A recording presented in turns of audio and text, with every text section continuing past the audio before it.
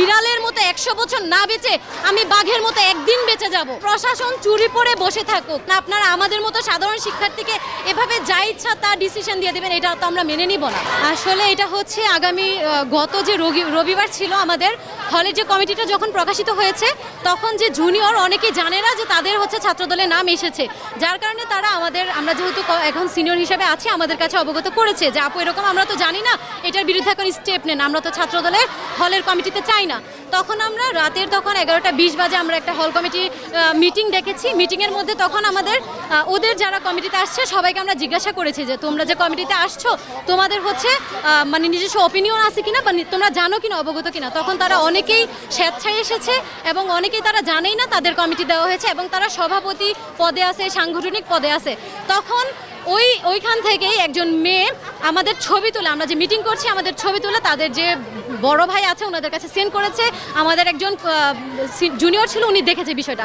পরে আমরা যখন তার কাছে দেখতে যাই তখন দেখলাম যে হ্যাঁ সত্যি সে আমাদের ছবি তুলে তার সিনিয়র ভাইয়ের কাছে এটা প্রেরণ করেছে। তখন আমাদেরই ব্যাচমেট একজন ওর ফোনটা নিয়ে বললো যে আপাতত তোমার ফোনটা টেবিলে থাকুক, যখন আমাদের মিটিং শেষ হবে তুমি তোমার ফোনটা নিয়ে যাবে। এরপরই আমাদের পরপর ম্যামরা চলে আসছে। ম্যাম থাকে বেলি রোড থেকে ম্যামের এখানে খবর গিয়েছে আমাদের হলে মারামারি হচ্ছে, অথচ আমাদের হলে এরকম কোনো কিছুই হচ্ছিল না। এরপর ম্যাম যখন আসার পর আমরা হচ্ছে ম্যামকে তখনও অবগত করি না, কারণ বিষয়টা আমাদের কাছে নর্মাল মনে হয়েছে যে আমরা জাস্ট তাদের সাথে কথা বলবো। যখন ম্যাম আসলো, ম্যামের হচ্ছে তখনও কল আসছে উপর থেকে। কল আসার পর ম্যামকে অনেক থ্রেট করা হয়েছে। ম্যাম বিষয়টা বলছে যেহেতু আমি এখন তত্ত্বাবধানে আছি আমি বিষয়টা দেখছি, আপনারা কিছু না বললেও হবে। ম্যাম সবাইকে সুন্দর করে বুঝিয়ে দিয়ে গেছে যে ঠিক আছে মা, যেহেতু ওরা রাজনীতি হলের ভিতরে চাচ্ছে না তোমরা ক্যাম্পাসে রাজনীতি করো, কিন্তু যখনই তোমরা হলের ভিতরে ঢুকবা তখন যেন তোমরা সাধারণ শিক্ষার্থী হিসেবে ঢুকো, কারণ এই প্রভাবটা যেন তাদের উপর না পড়ে। তোমাদের ব্যক্তিগত স্বাধীনতা আছে, তোমরা ক্যাম্পাসে রাজনীতি করো।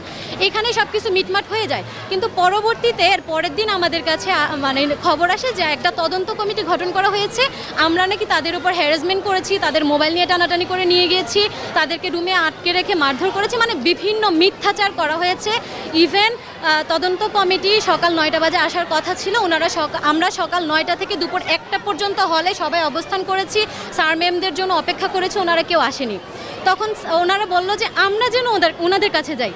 তখন স্যারদের বললাম যে স্যার এতগুলো মেয়ে আমরা তো তাদের রেসপন্সিবিলিটি নিয়ে যেতে পারবো না, অলরেডি তখন রাজনৈতিক বড় ভাইয়ারা এখানে অবস্থান করছিল।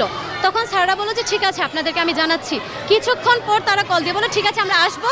5 মিনিট পর আবার কল দিয়ে বললো আমরা আসতে পারবো না, আমাদের একটু পার্সোনাল সমস্যা, আমরা সিকিউরিটিহীনতায় ভুগতেছি, তোমাদের আসতে হবে। তাহলে আমার প্রশ্ন হচ্ছে শিক্ষকরা যদি সিকিউরিটিহীনতায় ভোগার কারণে আমাদের প্রশাসন থেকে হলে না আসতে পারে, তাহলে আমরা 150 থেকে 200 জন মেয়েকে নিয়ে কিভাবে সেখানে যাই?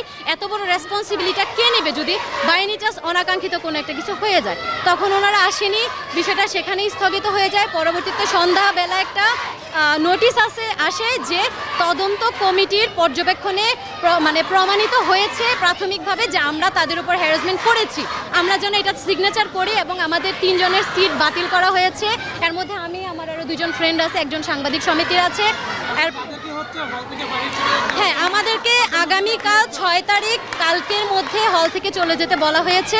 এরপর আমাদের যে হল সুপার রীতা ম্যাম, ওনাকে বলা হয়েছে আপনি নিজে থেকে অব্যাহতি দিবেন, কারণ আমরা যদি আপনাকে অব্যাহতিপত্র দেই সেক্ষেত্রে আপনার একটা মান সম্মান হানি হবে, সেক্ষেত্রে আপনি নিজে দিলে ভালো হবে। ম্যামের বিষয়টার কাছ থেকে জোর করে ম্যামের কাছ থেকে জোর করে একটা লিখিত স্টেটমেন্টও নেওয়া হয়েছে, সেটা আমরা জানি না যে কি লিখিত, অধ্যক্ষ স্যার, প্রশাসন, তো আমরা জানি না আসলে সেটা কি কোন বিষয়ে লিখিত নিয়েছে। তো আমাদের সিট বাতিল করা হয়েছে। ম্যামের কাছে আমরা এ পর্যন্ত অনেকবার গিয়েছি, কিন্তু ম্যামরাও আমাদের কোনো কিছু বললো যে প্রশাসনের হাতে কোনো কিছু নাই। তাহলে প্রশাসন চুরি পরে বসে থাকুক, ওনারা কেন আছে? আমার কথা হচ্ছে আপনারা আছেন আমাদের দেখাশোনা করার জন্য, আপনারা যদি দেখাশোনা করতে না পারেন তাহলে নিজ ইচ্ছে আপনার দায়িত্ব ছেড়ে দেন। দায়িত্বহীনতায় আপনারা ভুগবেন, আপনারা আমাদের মতো সাধারণ শিক্ষার্থীকে এভাবে যা ইচ্ছা তা ডিসিশন দিয়ে দেবেন, এটা তো আমরা মেনে নিব না।